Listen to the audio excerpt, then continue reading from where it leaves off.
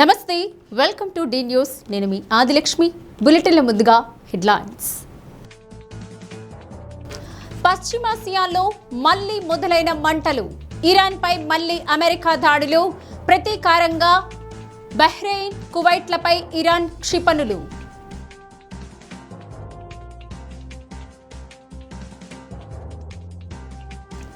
కళ్యాణ మండపంలో జంట హత్యలు. కత్తులతో దాడి చేసిన దుండగులు. కుటుంబ తగాదాలే కారణమని భావిస్తున్న పోలీసులు.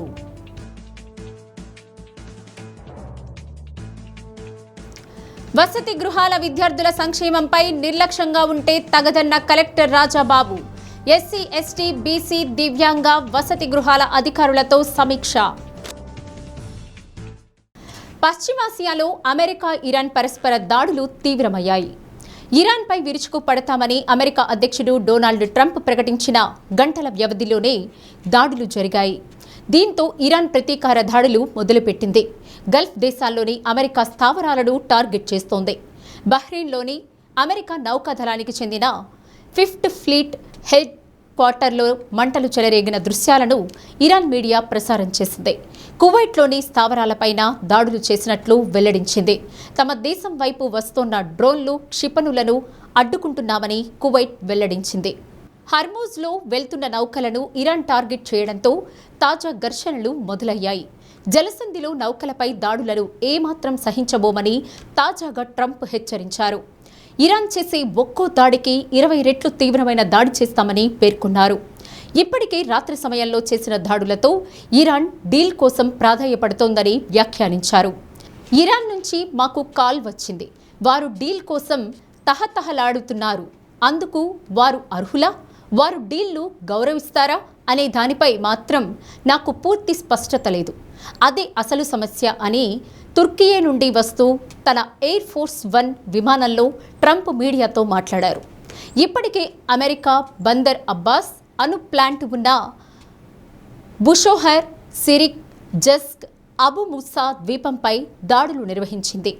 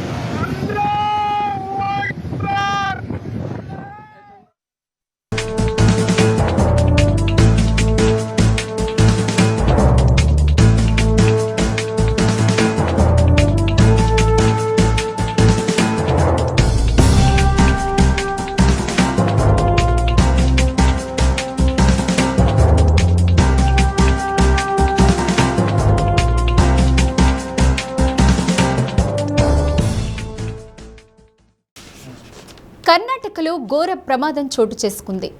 ధార్వాడ నుండి తెల్లవారుజామున 9 మంది పర్యాటకులు వాహనంలో అంకోలా బయలుదేరారు. ఉత్తర కర్ణాటక జిల్లా యెల్లాపుర పట్టణ శివార్లోకి రాగానే వారు ప్రయాణిస్తున్న జీపు అదుపు తప్పి ఎదురుగా వస్తున్న లారీని అతివేగంగా ఢీకొంది. ఈ ప్రమాదంలో 6గురు దుర్మరణం చెందారు. 3 పరిస్థితి విషమంగా ఉండడంతో ఆసుపత్రికి తరలించి చికిత్స అందిస్తున్నారు. పోలీసులు కేసు నమోదు చేసి దర్యాప్తు చేస్తున్నారు.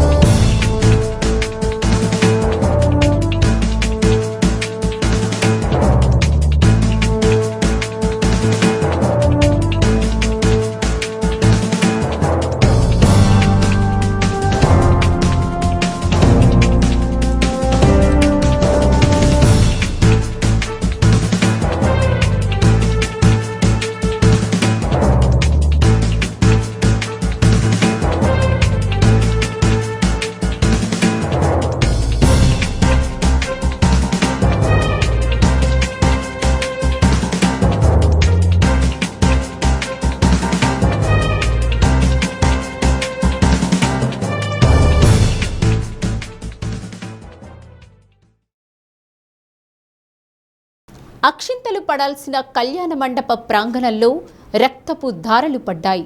సంబరాల్లో ఉన్న బంధువులు కత్తితో దాడిని చూసి పరుగులు పెట్టి దాక్కున్నారు. అంతలోనే ఒకరు చనిపోగా మరొకరు కారుతున్న రక్తంతో ప్రధాన గేటు వద్దకు చేరుకుని ఆసుపత్రికి వెళ్లే క్రమంలో తనువు చాలించారు. తిరుపతి డీఎస్పీ భక్తవత్సలం, తూర్పు సిఐ శ్రీనివాసుల వివరాల మేరకు తిరుమలకు చెందిన వ్యాపారి సంపూర్ణమ్మ కుమార్తెను ఏర్పేడు మండలం జంగాలపల్లికి చెందిన సునీల్కు ఇచ్చి 6 ఏళ్ల కిందట వివాహం చేశారు. వారికి 2 పిల్లలు ఉండగా భార్యాభర్తలు విడిపోయారు. ఈ నేపథ్యంలో తిరుపతి పద్మావతి కళ్యాణ మండపం 4లో జంగాలపల్లికి చెందిన వారి వివాహం జరుగుతోంది. ఆ పెళ్లికి అల్లుడు సునీల్ వస్తాడని, అతనితో చర్చలు జరిపితే కూతురు జీవితం బాగుపడుతోందని భావించిన సంపూర్ణమ్మ మధ్యవర్తుల కోసం యత్నించింది. వారి పెళ్లి చేసిన ఏర్పేడు మండలం పల్లంగొల్లపల్లికి చెందిన మునిరత్నం యాదవ్ను సంప్రదించింది. ఆయన ప్రస్తుతం జీవకొనలో ఉంటూ తిరుమలలో గాజుల వ్యాపారం చేస్తున్నారు. అతను సుబ్బారెడ్డి నగర్కు చెందిన స్నేహితుడు జీప్ డ్రైవర్ మణికంఠని తోడుగా తీసుకుని పెళ్లికి వెళ్లారు. వారిద్దరూ పెళ్లికి వచ్చిన సునీల్తో చర్చలు జరిపారు. ఆ సమయంలో వారి మధ్య వివాదం నెలకొన్నట్లు సమాచారం. వెంటనే సునీల్ తండ్రి, తమ్ముడు, అక్కను మరో వ్యక్తిని కళ్యాణ మండపం వద్దకు రమ్మని పిలిచారు. వివాహం నుండి ద్విచక్ర వాహనంలో తిరిగి వెళ్తున్న మునిరత్నం, మణికంఠలపై కత్తితో విచక్షణారహితంగా దాడికి దిగారు. మునిరత్నం అక్కడికక్కడే మృతి చెందారు. తీవ్ర రక్త గాయాలకు గురైన మణికంఠ పరుగులు తీస్తూ ప్రధాన గేటు వద్దకు వెళ్లారు. స్థానికులు రుయాకు తరలించగా అప్పటికే మృతి చెందినట్లు వైద్యులు ధృవీకరించారు. ఆ కాల్లో ఏంటంటే మన కళ్యాణ మండపం దగ్గర ఏదో కొంచెం గొడవగా ఫోన్ వచ్చింది. వచ్చేసరికి ఆల్రెడీ ఒక అతను చనిపోవడం జరిగింది. ఇంకో అతను కొంచెం కండిషన్ సీరియస్గా ఉంటే హాస్పిటల్ రెఫర్ చేసి పంపించాము. అతను కూడా అండర్ గోయింగ్ ట్రీట్మెంట్ చనిపోవడం జరిగింది. ఒక అతను చనిపోయిన పేరు వచ్చేసి మునిరత్నము, సెకండ్ వచ్చేసి మణికంఠ. అంటే కారణం ఇంకా తెలియదు. కొంచెం బేసికల్గా వచ్చేసి ఏదో ఫ్యామిలీ డిస్ప్యూట్ తెలిసింది sir. Manikanta, Anil Kumar sir. Manikanta and Muniratnam చనిపోయిన వాళ్ళు.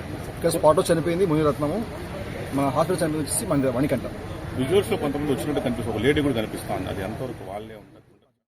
కళ్యాణ మండపం దగ్గర ఏదో కొంచెం గొడవగా ఫోన్ వచ్చింది. వచ్చేసరికి ఆల్రెడీ ఒక అతను చనిపోవడం జరిగింది. ఇంకో అతను కొంచెం కండిషన్ సీరియస్గా ఉంటే హాస్పిటల్ రెఫర్ చేసి పంపించాము. అతను కూడా అండర్ గోయింగ్ ట్రీట్మెంట్ చనిపోవడం జరిగింది. ఒక అతను చనిపోయిన పేరు వచ్చేసి మునిరత్నము, సెకండ్ వచ్చేసి మణికంఠ. అంటే కారణం ఇంకా తెలియదు. కొంచెం బేసికల్గా వచ్చేసి ఏదో ఫ్యామిలీ డిస్ప్యూట్ తెలిసింది. మణికంఠ అండ్ మునిరత్నం చనిపోయిన వాళ్ళు. ఇక్కడ స్పాట్లో చనిపోయింది మునిరత్నము, మన హాస్పిటల్ చనిపోయింది వచ్చేసి మణికంఠ. విజువల్స్ లో కొంతమంది వచ్చినట్టు కనిపిస్తుంది, ఒక లేడీ కూడా కనిపిస్తుంది. అది ఎంతవరకు వాళ్ళే ఉంటారు? అది మనం ఇన్వెస్టిగేషన్ వెరిఫై చేయాల్సి వస్తుంది. అంటే ఇక్కడ పెళ్లి జరుగుతుంది కాబట్టి చాలా మంది వస్తూ పోతూ ఉంటారు. వాళ్ళలో అక్యూజ్డ్ ఎవరు, మామూలుగా వచ్చిన దాన్ని ఇంకా డిఫరెన్షియేట్ చేయలేక. తొలిసారిగా రోబోటిక్ సాంకేతికతతో మోకాలు మార్పిడి శస్త్రచికిత్స విజయవంతం చేసి జిల్లా వైద్య రంగంలో అమర్ హాస్పిటల్ ఒక చారిత్రాత్మక ఘట్టాన్ని నమోదు చేసుకుందని నిర్వాహకులు డాక్టర్ అమర్నాథ్ రెడ్డి అన్నారు. తమ హాస్పిటల్లో ప్రకాశం జిల్లా ప్రజలకు అత్యాధునిక వైద్య సేవలు అందుబాటులోకి తీసుకువచ్చామన్నారు. ఒంగోలు అమర్ హాస్పిటల్లో ఏర్పాటు చేసిన మీడియా సమావేశంలో మోకాలుకు రోబోటిక్ ఆపరేషన్పై వివరాలు వెల్లడించారు. వలేటివారిపాలెం మండలం బడేవారిపాలెం గ్రామానికి చెందిన 76 ఏళ్ల మాలకొండయ్య అనే వ్యక్తికి డాక్టర్ అమర్నాథ్ రెడ్డి శస్త్రచికిత్స విజయవంతంగా నిర్వహించారని, రోగికి అవసరమైన ఫిజియోథెరపీ చేశామని డాక్టర్ శ్రీకాంత్ చెప్పారు. ప్రస్తుతం రోగి ఆరోగ్యంగా ఉన్నారని, త్వరలో డిశ్చార్జ్ అవుతారన్నారు.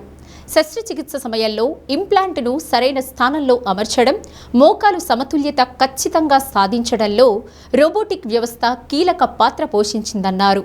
మాలకొండయ్య ఎన్నో సంవత్సరాలుగా మోకాలు నొప్పితో బాధపడుతున్నారని, డాక్టర్ అమర్నాథ్ రెడ్డి రోబోటిక్ విధానంలో శస్త్రచికిత్స చేసి కొత్త జీవితాన్నిచ్చారని తెలిపారు. General manager Vinil Kumar, anaesthesian doctor Haritha పాల్గొన్నారు. ఒంగోలులో ఒక 3 months బ్యాక్ అమర్ హాస్పిటల్స్ అనేది స్టార్ట్ చేశాము. తక్కువ ఖర్చుతో రాజధాని నగరంలో ఇచ్చేటువంటి సదుపాయాలన్నీ కూడా మన ప్రకాశం డిస్టిక్లో కూడా ఇవ్వగలిగే స్థాయికి తీసుకెళ్ళడానికి ఈ హాస్పిటల్ స్థాపించాము. ఫస్ట్ టైం ఒంగోలులో రోబో అనే టెక్నాలజీ, మిస్సో రోబోది టెక్నాలజీని ఒంగోలుకు తీసుకొని వచ్చాము. అది ఎంతో ఖర్చుతో కూడుకున్నది. ఇంతవరకు ఒంగోలులో ఎక్కడా లేదు. ప్రకాశం డిస్టిక్లో కానీ మార్కాపురం డిస్టిక్లో కానీ లేదు. ఒక విజయవాడ, గుంటూరు, హైదరాబాదు, చెన్నైలోనే అవైలబిలిటీ ఉంది. ఇప్పుడు అది మనం ఒంగోలు కూడా తీసుకొని వచ్చాము. దాని ద్వారా సక్సెస్ఫుల్గా సర్జరీ చేయగలిగాము. ఒక 1 month బ్యాక్ పేషెంటు అందరూ హ్యాపీగా ఉన్నారు. యాక్చువల్గా ఒక రోబోతో సర్జరీ చేయాలంటే చాలా ఖర్చుతో కూడుకున్నది. దీనికి ఒంగోలు నుంచి చాలామంది వేరే ఊర్లకు వెళ్ళేసి హైదరాబాదు, చెన్నై, విజయవాడ వెళ్ళి చేయించుకుంటున్నారు. ఇప్పుడు ఆ సర్వీసెస్ మనకు ఒంగోలులోనే అవైలబిలిటీ ఉంది. మంచి టెక్నాలజీ కాబట్టి అది చాలా తక్కువ ఖర్చుతో మేము ఒంగోలులో చేయగలిగాము. యాక్చువల్గా ప్రకాశం డిస్ట్రిక్ట్ మొత్తానికి ఇదొక సక్సెస్ అని నేను చెప్పగలుగుతాను. ఎందుకంటే ఫస్ట్ టైం ఇన్ ప్రకాశం డిస్ట్రిక్ట్లో రోబోటిక్ టీకేర్ అనేది మనకి ఇక్కడ జరగటం నేను చూస్తున్నాను. ప్రీవియస్గా నేను హైదరాబాద్లో వర్క్ చేస్తున్నాను. అక్కడ కూడా చాలా వరకు ఫ్యూ హాస్పిటల్సే ఈ రోబోటిక్ అనేది స్టార్ట్ చేసి ఉన్నారు. ట్రీట్మెంట్స్ అనేవి జరుగుతూ ఉన్నాయి. యూజువల్గా పేషెంట్స్ అందరూ చెన్నైకి, హైదరాబాద్కి వెళ్తూ ఉంటారు ఈ రోబోటిక్ సర్జరీ చేసుకోవడానికి మాత్రమే. కాకపోతే అక్కడికి వెళ్ళి ఆ 3 days సర్జరీ చేసుకున్న తర్వాత వాళ్ళకి డౌట్స్ కానీ, పెయిన్స్ కానీ ఇలాంటివి ఏమన్నా ఉంటున్నప్పుడు వాళ్ళని ఎవరు కన్సల్ట్ అవ్వాలో అర్థం కాదు. సో ఇక్కడ మనకి అందుబాటులో చాలా వరకు ఒంగోలులోనే స్టార్ట్ చేసాం కాబట్టి చాలా ఈజీగా వాళ్ళు మనకు అప్రోచ్ అవ్వచ్చు, మాట్లాడచ్చు. And part of that physiotherapy అనేది హాఫ్ ఆఫ్ ద ట్రీట్మెంట్ అనేది ఉంటుంది మోకాళ్ళ ఆపరేషన్లో. ఎక్కడెక్కడికో వెళ్ళకుండా, ఎక్కువ మనీ వేస్ట్ చేసుకోకుండా మన ఎఫర్టబిలిటీ మన దగ్గర ఉంది కాబట్టి దాన్ని గ్రాప్ చేసుకోవాలని కోరుతున్నాను. Thank you. ఈ వరల్డ్ స్థాయి రోబోటిక్ ఆర్థోపెడిక్ సర్జరీ జరగడం మా సంస్థకి చాలా గర్వకారణం. ప్రస్తుతం మా సంస్థలో orthopedics, general surgery, general medicine, neuro surgery విభాగాలు పనిచేస్తున్నాయి. త్వరలో కార్డియాలజీ, నెఫ్రాలజీ వైద్య సేవలు కూడా విస్తరించడానికి ప్లాన్ చేస్తున్నాం. అనుభవజ్ఞులైన వైద్య నిపుణులు, నాణ్యమైన వైద్య సేవలు, 24/7 ఎమర్జెన్సీ వైద్య సేవలు అందించడానికి సిద్ధంగా ఉన్నాం. ప్రకాశం జిల్లా ప్రజలు ఈ అవకాశాన్ని సద్వినియోగపరచుకోవాలని సంస్థ తరఫున కోరుతున్నాం. 5 సంవత్సరాల నుంచి బలంగా ఉండే నొప్పులు మా వాళ్ళు హైదరాబాద్లో చేర్చుకోమంటున్నారు. ఆడకు పోయేదని నాకు ఇష్టం దాకా ఆడికి వచ్చాను. బ్రహ్మాండంగా ఇది చర్చ. డాక్టర్లు సిబ్బంది బాగా చూసుకున్నారు. ఫిజియోథెరపీ కూడా డాక్టర్ చేసిన తర్వాత ఆడ 7 రోజులు చేర్చుకున్నాం. ఇప్పుడు ఏ ఇబ్బంది లేదు. బాబా 1 కిలోమీటర్ నడిచిపోతుంది. డాక్టర్గా, కంపౌండర్గా అందరూ కూడా బాగా చూసుకున్నారు. చేయకముందు పెద్ద ఇబ్బందిగా ఉండింది. హాస్పిటల్కి నడిచి రావాలంటేనే ఇబ్బందిగా ఉండింది. కానీ చేసినాక అది దిగిపోయినాడు, నడిచిపోయినా నేను 4.5 లక్షలు మొత్తం. మాతోనే సామాన్లు ఇయర్కే రాగదు. ఇక ఏదైనా అడిగి పెట్టుకుంటే ఒక శుద్ధిగా రావా ఇక మనం పడ్డాక తర్వాత. ఇప్పుడుకేం లేదు, ఆ రిపోర్ట్ లేదు. రిపోర్ట్ ఎత్తకపోయి ఇచ్చేస్తారు, ఇక్కడ ఇచ్చిపోతారు. మన ఖర్చులు ఏం లేవు, మొత్తం 4.5 అయిపోయింది. విద్యా సంవత్సరం ప్రారంభం నుండే ప్రభుత్వ హాస్టళ్లలో, రెసిడెన్షియల్ పాఠశాలల్లో విద్యార్థుల సంక్షేమం, విద్య, ఆరోగ్యం పట్ల ప్రత్యేక శ్రద్ధ పెట్టాలని కలెక్టర్ రాజబాబు స్పష్టం చేశారు. నిర్లక్ష్యం వహిస్తే చర్యలు తీవ్రంగా ఉంటాయని హెచ్చరించారు. విద్యార్థులను సొంత బిడ్డలుగా భావించి నిబద్ధతతో పనిచేసే అధికారులు ఉన్నప్పుడే వారి సర్వతోముఖాభివృద్ధికి అడుగులు పడతాయన్నారు. ఎస్సీ, ఎస్టీ, బీసీ, దివ్యాంగ, సాంఘిక సంక్షేమ, రెసిడెన్షియల్ విద్యా సంస్థల్లో పనిచేస్తున్న అధికారులు, సిబ్బందితో కలెక్టర్ ప్రత్యేక సమావేశం నిర్వహించారు. శాఖపరంగా తీసుకుంటున్న చర్యలు, 10వ తరగతి పరీక్షల్లో సాధించిన ప్రగతిని సంబంధిత అధికారులు కలెక్టర్కు వివరించారు. సంక్షేమ వసతి గృహాల్లో వంటవారు లేకుండా పిల్లలకు ఏం పెడుతున్నారు, పిల్లలు ఏం తింటున్నారు, వంటవారు లేకుండా ఎలా జరుగుతుందని కలెక్టర్ అసహనం వ్యక్తం చేశారు. జిల్లాలో అత్యధికులు ఎస్సీ సామాజిక వర్గ ప్రజలు, పేద వర్గాలతో పాటు వలసలు వెళ్లే కుటుంబాలు అధికంగా ఉంటాయి. వాళ్ళ పిల్లలను మీ మీద నమ్మకంతో హాస్టల్స్లో వదిలి వెళితే మీరు ఒక ఉద్యోగిగా కాకుండా తల్లిదండ్రులుగా చూసుకోవాలన్నారు. నీలో నిబద్ధత లేకపోతే హాస్టల్స్లో ఉండే విద్యార్థుల్లో సమాజంపై వ్యతిరేక భావం ఏర్పడుతుందన్నారు. ప్రభుత్వం అమలు చేసే మెను సక్రమంగా అమలు చేయకపోవడం, సమస్యలు చెప్పుకునే అవకాశం లేకపోవడం వల్ల విద్యార్థులు చెడు వ్యసనాలకు అలవాటు పడి సంఘ వ్యతిరేకులుగా తయారవుతారన్నారు. సంక్షేమ అధికారులు బాధ్యతగా పనిచేయకపోతే సమాజంపై చెడు ప్రభావం పడుతుందన్నారు. ప్రతి ఒక్కరూ బాధ్యతగా పనిచేయాలి. ప్రభుత్వ ఉద్యోగిగా మీరు మీ పిల్లలను వేరే చోట చదివిస్తారు. అది ఎలా వచ్చింది? మీ ఉద్యోగం వల్లనే అది సాధ్యమైంది. అందువల్ల ఉద్యోగం పట్ల అంకిత భావంతో పనిచేసి పిల్లల భవిష్యత్తును తీర్చిదిద్దాలన్నారు. హాస్టళ్ల నిర్వహణపై ప్రభుత్వం IVRS ఫోన్ కాల్స్ ద్వారా ప్రజల అభిప్రాయాలు సేకరిస్తున్నందున సానుకూల అభిప్రాయం కనీసం 90% తగ్గకుండా వచ్చేలా సిబ్బంది, అధికారులు పనిచేయాలని కలెక్టర్ ఆదేశించారు. గత ఏడాది 1 ఆఫీసర్ 1 ఇన్స్టిట్యూట్ కార్యక్రమం ద్వారా 10వ తరగతిలో మంచి ఫలితాలు సాధించామన్నారు. ఈ విద్యా సంవత్సరంలో మరింత మెరుగైన ఫలితాలు రాబట్టేలా ఇప్పటి నుంచే దృష్టి పెట్టాలన్నారు. హాస్టల్లో ప్రవేశాలు పెరిగేలా చర్యలు తీసుకోవాలన్నారు. మౌలిక వసతులను కల్పించడంలో దాతల సహకారం తీసుకోవాలన్నారు. వంట మనుషుల కొరత పరిష్కారానికి చర్యలు తీసుకుంటారని హామీ ఇచ్చారు. ఉన్నతాధికారులు ఫీల్డ్ విజిట్ చేయడం ద్వారా క్షేత్రస్థాయి పరిస్థితిని నిరంతరం పరిశీలిస్తుండాలన్నారు. జిల్లా సాంఘిక సంక్షేమ అధికారి లక్ష్మా నాయక్, గిరిజన సంక్షేమ అధికారి వరలక్ష్మి, బీసీ సంక్షేమ అధికారి నిర్మలా జ్యోతి, దివ్యాంగుల సంక్షేమ శాఖ సహాయ సంచాలకులు సువార్త, సాంఘిక సంక్షేమ రెసిడెన్షియల్ పాఠశాలల కోఆర్డినేటర్ జయ, APWIDC ఎగ్జిక్యూటివ్ ఇంజనీరింగ్ భాస్కర్ బాబు, ఆయా శాఖల మండల స్థాయి సంక్షేమ అధికారులు, హాస్టల్ వెల్ఫేర్ ఆఫీసర్లు, రెసిడెన్షియల్ పాఠశాలల ప్రిన్సిపల్లు పాల్గొన్నారు. మరియు గౌరవనీయులైన జిల్లా కలెక్టర్, జిల్లా మేజిస్ట్రేట్ గారికి నమస్కారం సార్. మీ అడ్మినిస్ట్రేషన్లో జిల్లాలోని ప్రభుత్వ సంక్షేమ హాస్టళ్ల అభివృద్ధికి విశేష ప్రాధాన్యత ఇవ్వబడుతుంది సార్.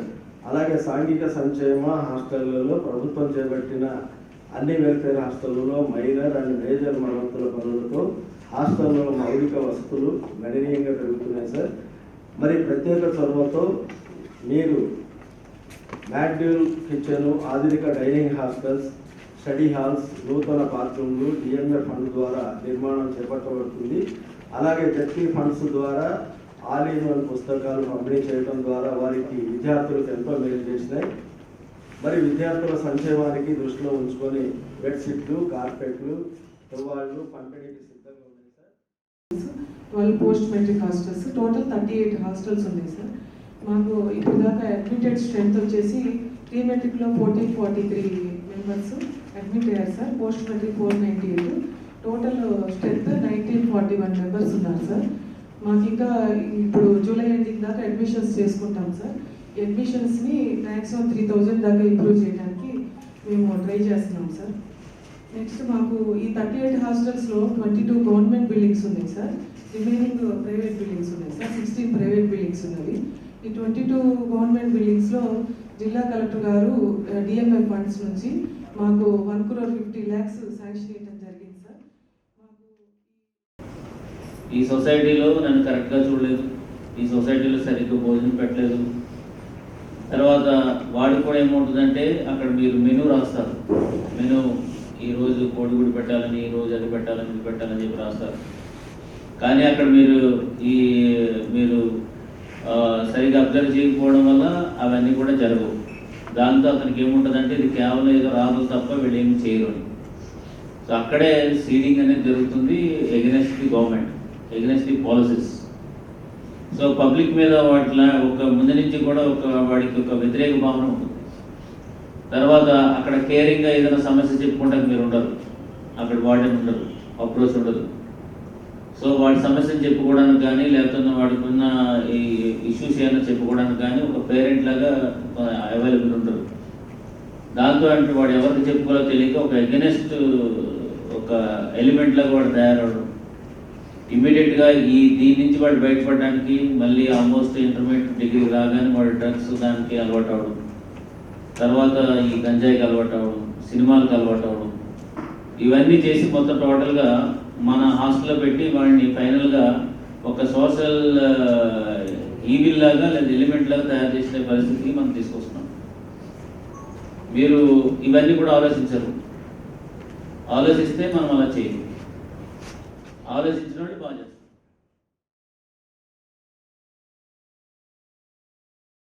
అన్యోన్యంగా జీవిస్తున్న వృద్ధ దంపతులు రాత్రి భోజనాలు ముగించుకొని ఆరు బయట మంచాలు వేసుకొని నిద్రపోయారు. వేకువజామున విద్యుత్ స్తంభం రూపంలో మృత్యువు వారిని కబలించింది. హృదయ విదారక ఘటన వైఎస్ఆర్ కడప జిల్లా మైదుకూరులో చోటు చేసుకుంది.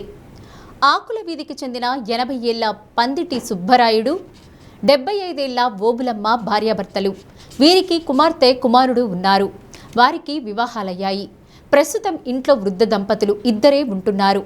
రాత్రి ఇంటి ముందు దోమతెరలు కట్టుకొని మంచాలపై పడుకున్నారు. స్థానిక రైస్ మిల్లులోని వరి పొట్టు తీసుకెళ్లేందుకు ఓ లారీ వచ్చింది. కూలీలు పొట్టును బస్తాల్లో నింపి లారీలో ఎత్తుగా పేర్చారు. తెల్లవారుజామున మిల్లు నుండి ప్రధాన రహదారిపైకి లారీ బయలుదేరింది. మధ్యలో కిందికి ఉన్న కేబుల్, విద్యుత్ తీగలు బస్తాల లోడుకు అడ్డుపడ్డాయి. వాటిని గుర్తించని డ్రైవర్ లారీని ముందుగా పోనిచ్చాడు. ఫలితంగా సుబ్బరాయుడు ఇంటి వద్ద ఉన్న స్తంభంపై ఒత్తిడి పెరిగింది. మంచాలపై విరిగిపడింది. ఇరుగు పొరుగు వారు లేచి విద్యుత్ సిబ్బందికి సమాచారం అందించారు. వారు తీగలను కత్తిరించి విద్యుత్ సరఫరాను ఆపేసి స్తంభాన్ని తొలగించారు. తీవ్రంగా గాయపడిన దంపతులు అప్పటికే చనిపోయారు. ఈ సంఘటనపై విద్యుత్ శాఖ మంత్రి గొట్టిపాటి రవికుమార్ ఆరా తీశారు. సీఎండీ లోతేటి శివశంకర్ మాట్లాడి వివరణ కోరారు. ప్రమాదకర తీగలు, స్తంభాలను గుర్తించి సరిచేయాలని ఆదేశించారు. మృతుల కుటుంబానికి ప్రగాఢ సానుభూతి తెలిపారు.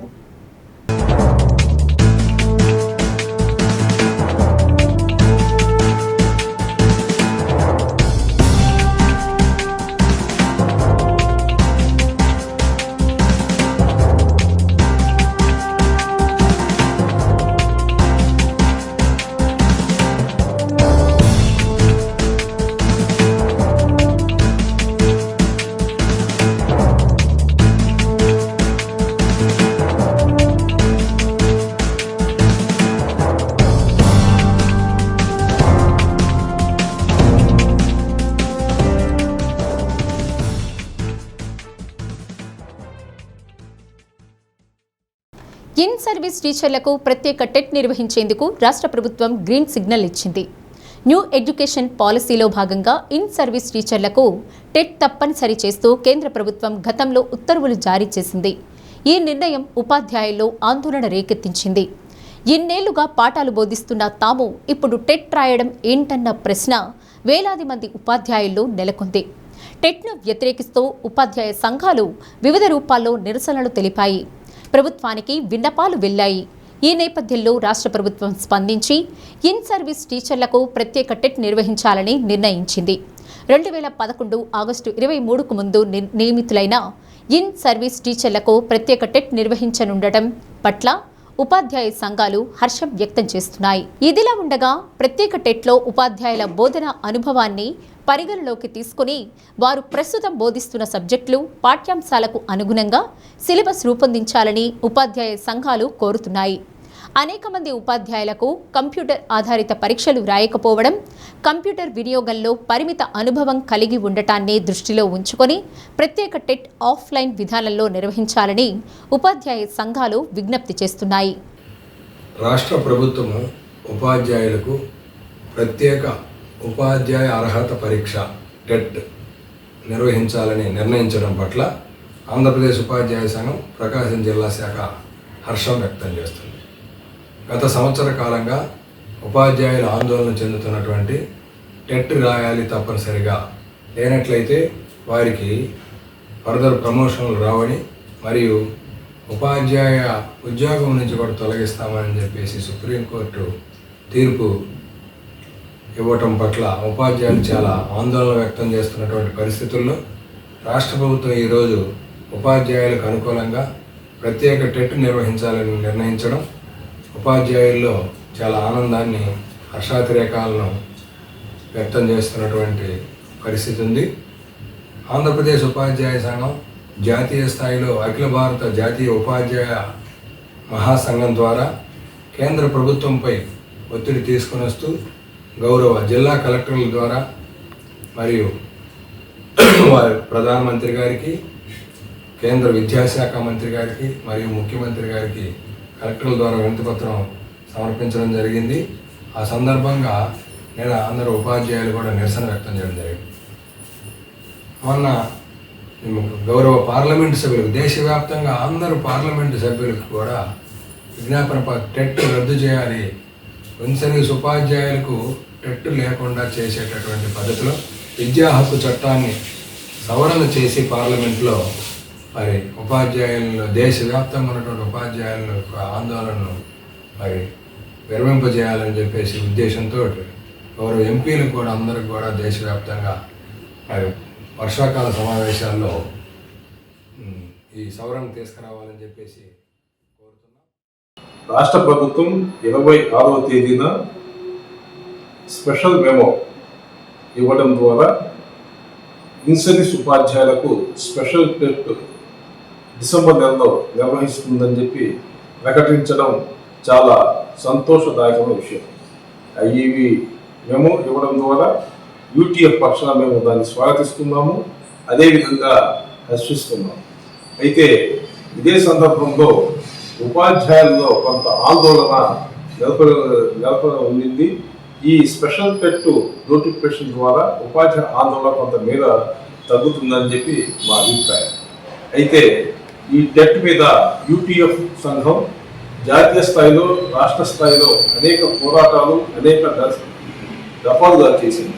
ముఖ్యంగా జాతీయ స్థాయిలో అయితే STFI, school teachers federation of India ఆధ్వర్యంలో తెలంగాణ యూటీఎఫ్ జనరల్ సెక్రటరీ ఈ చావా రవి గారు ఈ టెట్ మీద రివ్యూ పిటిషన్ని వేసినారు. దాన్ని సుప్రీంకోర్టులో ఇటీవల కొట్టేసింది.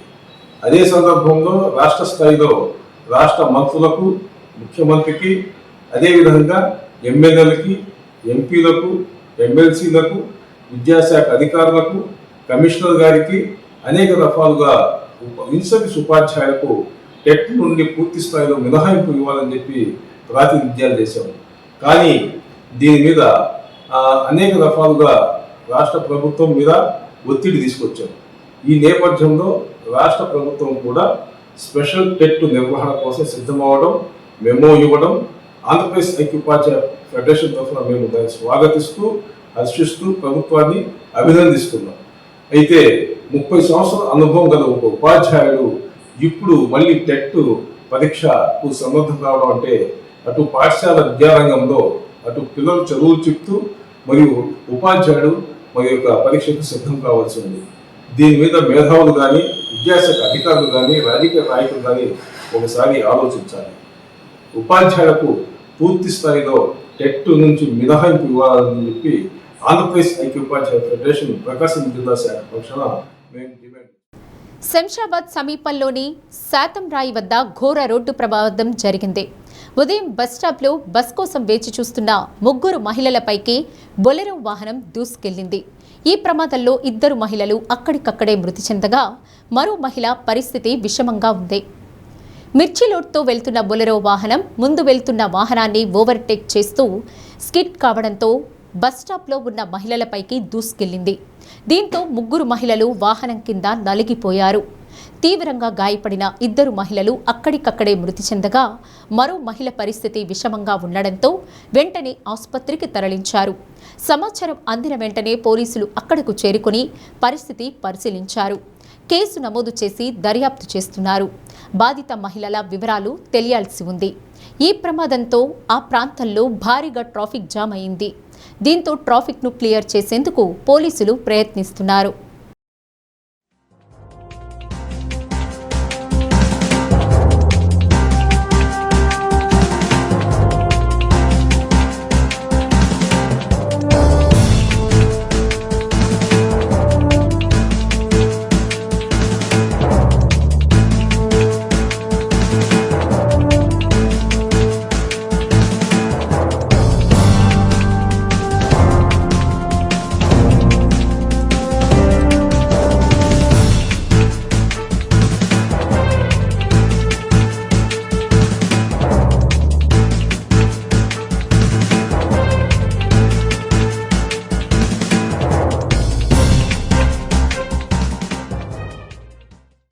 డ్యూటీకి వెళ్ళి వచ్చే క్రమంలో జస్ట్ రోడ్ క్రాస్ చేయడానికి నిలబడ్డ లారీ బస్ ఏదో రావడం వల్ల అది ఓవర్టేక్ అయిపోయి ఆ మూటలు అయితే ఉన్నాయి అవి బిన్నేసి వాళ్ళ మీద పడిపోవడం వల్ల వాళ్ళ నడుములు ఇరిగిపోయి వాళ్ళ కడుపులో ఉన్న పేగులను బయటకు వచ్చి అంత ఘోరమైన యాక్సిడెంట్లు జరుగుతున్నాయి. వీళ్ళు సాధ్యమైన నివాసులే, ఇక్కడ మా ఊర్లోనే ఉంటారు వీళ్ళు.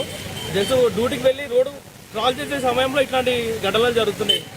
ఇట్లాంటివి బ్యారికేడ్స్ అని పెట్టి వెహికల్స్ చాలా, ఇది 44 నేషనల్ హైవే, ఇప్పుడు స్పీడ్ బ్రేక్ లేనికే లేవు. కనీసం ఏంటంటే వెహికల్స్ మెల్లగా రానికే కొన్ని బ్యారికేడ్స్ వేసి అట్లాంటివి ఏమైనా చేయాలి. జీబ్రా క్రాసింగ్ వల్ల బ్రిడ్జ్ ఏదో ఒకటి ఏర్పాటు చేయాలి. అమెరికా ఇరాన్ యుద్ధం కారణంగా గ్యాస్ సిలిండర్లను అతి భద్రంగా దాచుకుంటున్నాం. ఇలాంటి సమయంలో మహారాష్ట్రలో 3000 గ్యాస్ సిలిండర్లు వరద నీటిలో కొట్టుకుపోయాయి. దానికి సంబంధించిన దృశ్యాలు సోషల్ మీడియాలో వైరల్ అవుతున్నాయి. కొన్ని రోజులుగా మహారాష్ట్రలో భారీ వర్షాలు కురుస్తున్నాయి. ఈ క్రమంలోనే రాయగఢ్ జిల్లాలోని హెచ్పిసిఎల్ పాతల్గంగా ఎల్పిజి బాట్లింగ్ ప్లాంట్ జలమయమైంది. ఆ వరద ప్రవాహ తీవ్రతకు 3000 వరకు సిలిండర్లు పాతాళగంగ నదిలోకి కొట్టుకుపోయాయి. వాటిలో కొన్ని ఖాళీవి కూడా ఉన్నాయి. ఒడ్డుకు కొట్టుకొచ్చిన సిలిండర్లను ఎవరూ తీసుకెళ్లవద్దని రాయగఢ్ జిల్లా కలెక్టర్ ప్రజలను కోరారు. నదిలోకి కొట్టుకొచ్చిన సిలిండర్లలో గ్యాస్ ఉందో లేదో, సురక్షితమైన స్థితిలో ఉన్నాయో లేదో చెప్పలేం. అందుకే వాటిని తీసుకెళ్లడం ప్రమాదానికి దారి తీయొచ్చు అని హెచ్చరించారు. అవి కనిపించిన వెంటనే అధికారులకు సమాచారం ఇవ్వాలని కోరారు.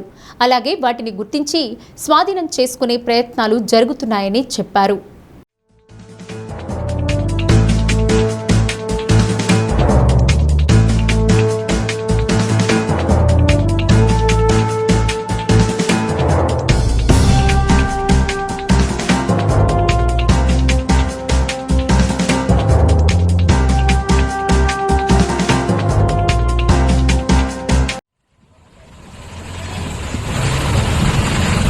उछाल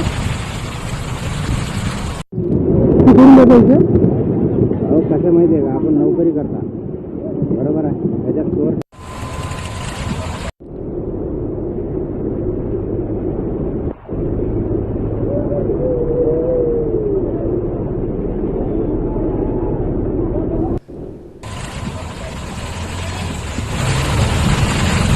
उछाल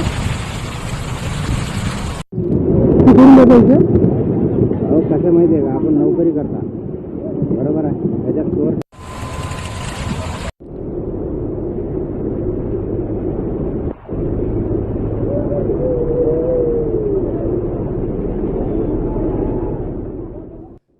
వర్షాకాలంలో ఎలినినో కారణంగా వాతావరణంలో తీవ్ర మార్పులు చోటు చేసుకున్నాయని అద్దంకి హోమియో డాక్టర్ కావూరి రఘుచంద్ అన్నారు. సహజంగా వాతావరణ మార్పుల కారణంగా శరీరంలో అనేక మార్పులు చోటు చేసుకుంటున్నాయని, ఎండల ప్రభావం వల్ల వాంతులు, విరోచనాలు, జలుబు, దగ్గు, జ్వరం, కడుపు నొప్పి ఇలా అనేక వ్యాధులు సోకే ప్రమాదం ఉందన్నారు. వ్యాధులకు హోమియోపతి వైద్యం మందులు బాగా పనిచేస్తాయని, అతి తక్కువ ఖర్చుతో మందులు వాడుకోవాలన్నారు.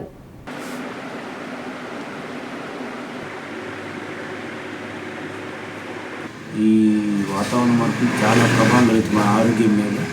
అందులో మనం ఇక్కడ ఎండాకాలం అనగానే ఈ వడదెబ్బ తగలకుండా జాగ్రత్తలు తీసుకోవాలి అందరూ కూడా. ముఖ్యంగా మజ్జిగ తాగటం, నీళ్ళు ఎక్కువ తాగటం, రాయి జావ తాగటం, కొబ్బరి నీళ్ళు తాగటం, బార్లీ వాటర్ ఇలా ఎక్కువగా తీసుకోవాలి. అలాగే ఈ వాటర్తో పాటుగా నేట్రమ్ మోడ్ ఎన్ఎం అని ఉంటుంది హోమియోపతి మందు. NM30 కానీ NM6X కానీ అది వాడుకుంటే వడదెబ్బ తగలకుండా ఉంటుంది. ఆ జాగ్రత్తలు తీసుకోవాలి. అలాగే వర్షాకాలంలో కొన్ని వ్యాధులు కూడా ఎంటర్ అవుతుంటాయి. ముఖ్యంగా మనకి ఈ కాలంలో ఈ ఫీవర్స్ అనేది వస్తుంటాయి. ఆ ఫీవర్ కూడా హోమియోలో మెడిసిన్ ఉంటాయి. ముఖ్యంగా జలుబు, దగ్గు. జలుబు అనగానే ఆర్సాల్బు 200 వాడుకోవాలి. అలాగే దగ్గు అనగానే యాంటీటార్ట్, ఇపికాకు, క్యాలిబే లాంటివి వాడుకోవాలి. మేము గతంలో చూసాం ఈ ప్రాంతంలో పొడి దగ్గు విపరీతంగా వచ్చింది. అంటే చిరునాలుగు అనమాట. ఈ చిరునాలుగు వలన చాలామంది ఇబ్బందులు గురయ్యారు. వాళ్ళకి 3 మందులే, డ్రోసెరా, రూమెక్స్, క్యాలిబే అని 3 ఉన్నాయి. ఈ 3 వాడితే ఎవరికైనా చిరునాలుగు తగ్గుతుంది. పొడి దగ్గు అనమాట ప్రధాన లక్షణం. వాళ్ళు పచ్చగా కళ్ళు వచ్చిన వాళ్ళందరూ విడిగా కూడా క్యాలిబే చేసుకోవచ్చు. తెల్లగా కళ్ళు వస్తే యాంటీటార్ట్, ఇపికాకు వాడచ్చు. జలుబు ఉంటే ఆర్సాల్బు వాడచ్చు. జలుబు దగ్గు ఉంటే 3 వాడచ్చు. ఇట్లా జాగ్రత్తలన్నీ తీసుకోవాలి. అలాగే జలుబు దగ్గు చేసి జనరల్గా ఏంటంటే ఆవిరి పట్టడం, గోరువెచ్చని నీళ్లు తాగటం, అలాగే ఐస్ క్రీమ్ లాంటి. బులెటిన్ ముగించే ముందు హెడ్లైన్స్. పశ్చిమాసియాలో మళ్లీ మొదలైన మంటలు. ఇరాన్పై మళ్లీ అమెరికా దాడులు. ప్రతీకారంగా బహ్రెయిన్, కువైట్లపై ఇరాన్ క్షిపణులు.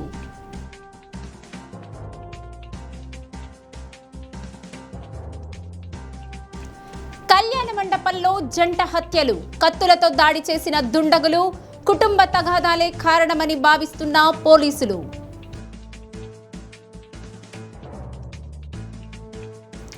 వసతి గృహాల విద్యార్థుల సంక్షేమంపై నిర్లక్ష్యంగా ఉంటే తగదన్న కలెక్టర్ రాజాబాబు.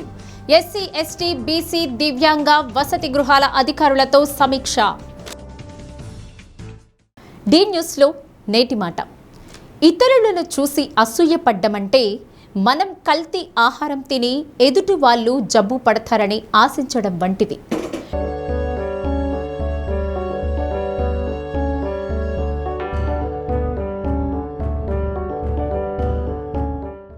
డి న్యూస్ ఇంతటితో సమాప్తం. నమస్కారం.